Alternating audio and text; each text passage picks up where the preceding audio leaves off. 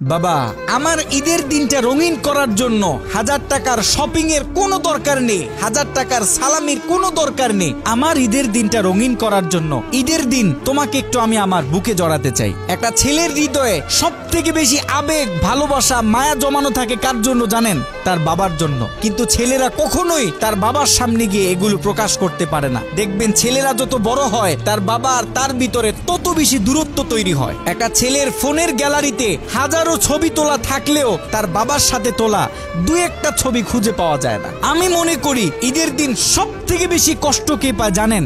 যে ঈদের দিনও নিজের বাবাকে একটা পাঞ্জাবি কিনে দিতে পারে না। সমাজের সব থেকে বড় বেকার ছেলেটাও চায় তার কিনে দেওয়া পাঞ্জাবিটা পরে তার বাবা ঈদের নামাজ পড়তে আসবে। সামনে ঈদ আসতেছে, সকল সন্তানদেরকে বলবো নিজের সর্বোচ্চটা দিয়ে চেষ্টা করা নিজের মা বাবার মুখে হাসি ফোটানোর জন্য। নিজের মাকে একটা শাড়ি কিনে দেয়া, নিজের বাবাকে একটা পাঞ্জাবি কিনে দেয়া।